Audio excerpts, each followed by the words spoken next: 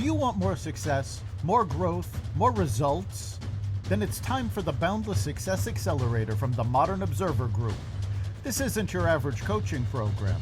It's where top performers come to dominate. Weekly group sessions, on-demand coaching, a community that's got your back, and a power-packed library of tools to supercharge your business and career. No more excuses, no more waiting. Get in, level up, and start building the life you've been dreaming about. Visit us at modernobserver.com/boundless success to join today. Let's get you to the next level. We're here because the news is being distorted. We're here because people are being inundated with misinformation on social media. We're here because people are being judged guilty until proven innocent. We are fighting back with facts. This is not a safe zone, so buckle up, Buttercup. This is the raw, naked truth.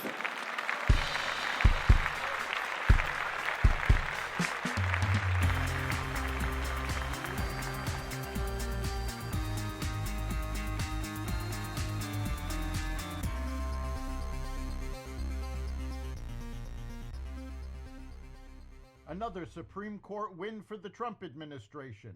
A criminal investigation into Crossfire Hurricane, new regulations on farmland sales, and more. Welcome to the Raw Naked Truth. I'm your host, Eric Lopkin, and here's the news you need to know.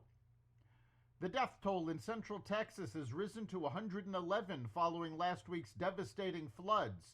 11 campers from Camp Mystic, where 27 children and young campers died, are still missing.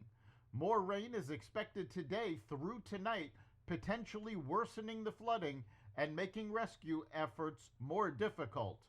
Chris Boyer of the National Association for Search and Rescue noted that with floods, you don't typically find a lot of people alive. The Supreme Court on Tuesday allowed the Trump administration to move forward, at least for now, with plans to implement large-scale cuts to the federal workforce, issuing a stay that lifts a lower court's injunction against the administration's executive order.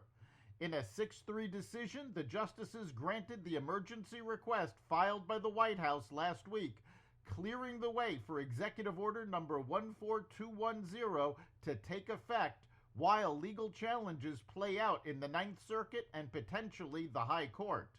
The order directs federal agencies to carry out sweeping reductions in force and agency reorganizations.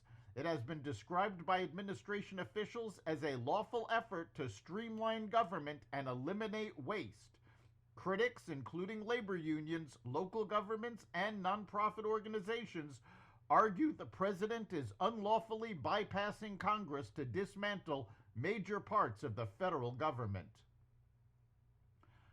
Former CIA Director John Brennan and former FBI Director James Comey are under criminal investigation for potential wrongdoing related to the Trump-Russia probe, known as Crossfire Hurricane, including allegedly making false statements to Congress, according to Justice Department sources.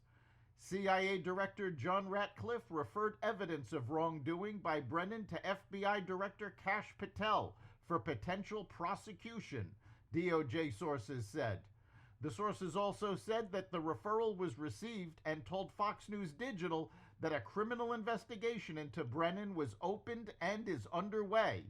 DOJ sources declined to provide further details.